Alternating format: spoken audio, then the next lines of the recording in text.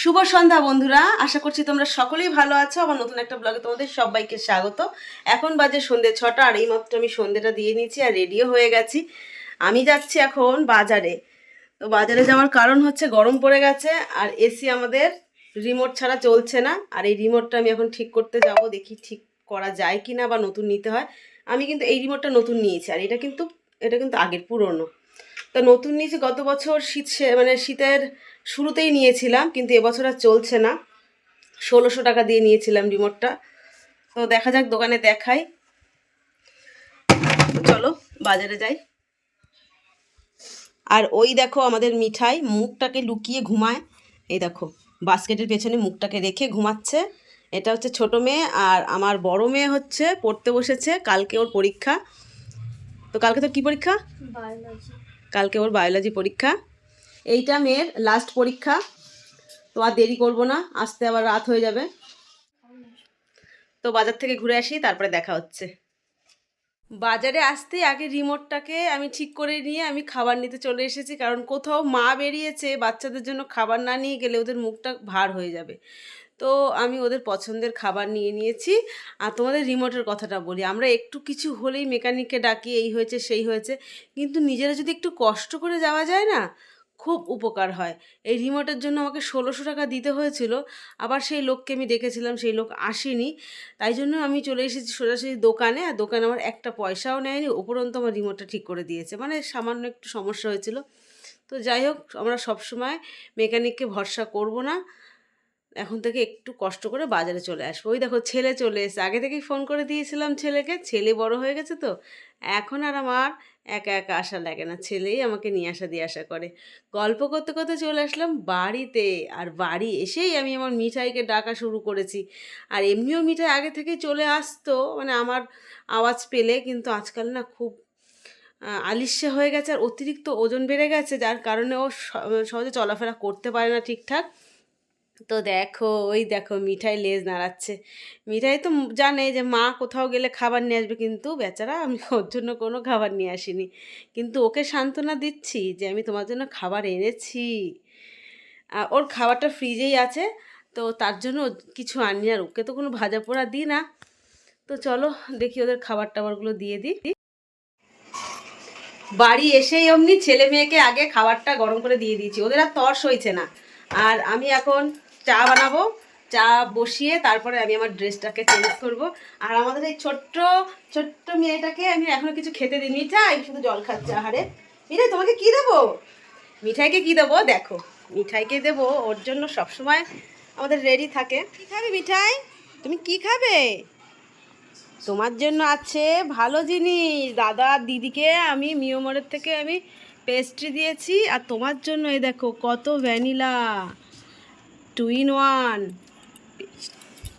তো মিঠাইকে আমি এখন আইসক্রিম দেব। মিঠাই আইসক্রিমটাকে নিয়ে কি করে তোমরা শুধু দেখবে। মিঠাই আইসক্রিমটাকে নিয়ে কি করে তোমরা শুধু দেখবে। এটা কে খাবে? কে খাবে এটা? নাও, নাও, এটা তোমার ডাইনিং টেবিলে আমি তোমাকে দিয়ে দিয়েছি। চেটে চেটে খাবে মিঠাই, চেটে চেটে খাবে। ওরে বাবারে, ওরে বাবারে, কী সুন্দর চেটে চেটে খাচ্ছে। এখন যদি ওর গায়ে হাত দেওয়া যায় তাহলে ঘ্যাচ করে কামড়ে দেবে, কারণ ও মনে করবে ওর এই আইসক্রিমটাকে নিয়ে নিচ্ছে। ভীষণ প্রিয় তো ওর কাছে এটা। তো বাচ্চাদের খাবার দেওয়া হয়ে গেছে, আমি এখন খাবো চা। আজকে আমাদের বিকেলবেলা রাখি ম্যাডাম আসেননি, তো ওর জন্য বাসনটা ছিল। তো যেহেতু আসেনি, থাক, আমার হাত ফাঁকা হলে আমি আস্তে আস্তে বাসনটা মেজে নেব। আসলে আমাদের নতুন যে হেল্পিং হ্যান্ড আছে, ওর বাচ্চা না দুটো ছোট, যার কারণে ওর একটু সমস্যা হয়। তো আমি দুধ দিয়ে চা করবো, আর এই দুধ ছাড়া না আমার চা খেতে ভালো লাগে না। আমার দুধে চা খেলে না কেমন একটা গন্ধ লাগে।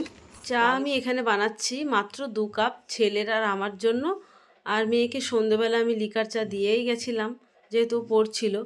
তো চা এদিকে হয়ে গেছে। আমি সত্যি কথা বলতে জামা কাপড় ছাড়ার সময়ই পাইনি, কারণ এদিকে চাটা ঝটপট হয়ে গেছে, অল্প চা তাড়াতাড়ি হয়ে গেছে। আর চায়ের পাশ থেকে নড়লে না উতলিয়ে সব পড়ে যাবে। তো চলে আসলাম ঘরে, আর এসিটা চালিয়েছে, তাই ভাবলাম আমি একটু এসির হাওয়া খাই আর চা খাই। তো এসে দেখি ছেলে বলছে আমি চা খাবো না, আমি সন্ধ্যাবেলা চা খেয়ে নিয়েছি, এখন এই 2 কাপ চা কে খাবে। মেয়েকেও সাজিলাম। এসির মধ্যে বসে চা খাওয়ার মজাই আলাদা, কিন্তু সে চাটা ঠান্ডা হয়ে যায়।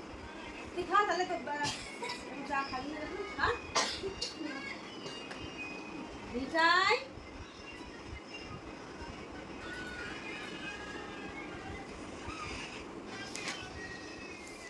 চা খেয়ে একটু বিশ্রাম করে নিয়ে তারপরে রাতের জন্য রুটি বানিয়েছি।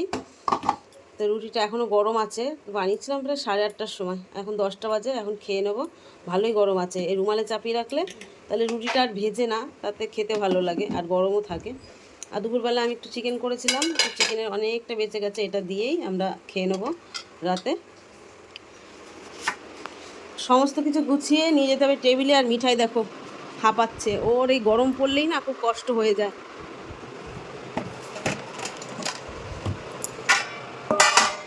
আমরা খেয়ে নেবো এখন 3জন, কর্তামশাই এখনও আসেনি। এই প্লেটে আমার ছেলে খেতে চায় না, বলে আমি খাবার তুলতে পারি না, সাইড থেকে আমার ছেলের বেরিয়ে যায়, তো একদমই খেতে পারে না। প্লেটটা বেশ 2-3 বছর হয়ে গেছে বয়স, দেখো প্লেটটা নষ্ট হয়ে গেছে। মাইক্রোওভেনে খাবার গরম করতে করতে না এইসব জিনিস আর থাকে না। খুব সুন্দর ছিল যখন নতুন কিনেছিলাম। সবাইকে খেতে দিয়ে আমি নিজেও একই সঙ্গে বসে যাব, রাত্রিবেলা একসঙ্গেই বসে যাই। তো আমি এখানে খাচ্ছিলাম আর মিঠাই ভীষণ লোভ দিচ্ছিল আমার খাবারে, যেহেতু আমি মাংস খাচ্ছি, ও মাংস খেতে ভীষণ ভালোবাসে। তো দেখো তোমরা দেখে বুঝতে পারছো কিনা জানি না, গাল থেকে কিন্তু অনবরত লালা ঝরেই যাচ্ছে। তো আজকের ভিডিওটা এই পর্যন্ত। আমার ভিডিওর কোনো অংশ যদি তোমাদের ভালো লেগে থাকে তো একটা লাইক করে দিও। দেখা হচ্ছে পরের একটা নতুন ভিডিওর সঙ্গে, ততক্ষণে তোমরা সবাই ভালো থেকো, সুস্থ থেকো। Thank you for watching.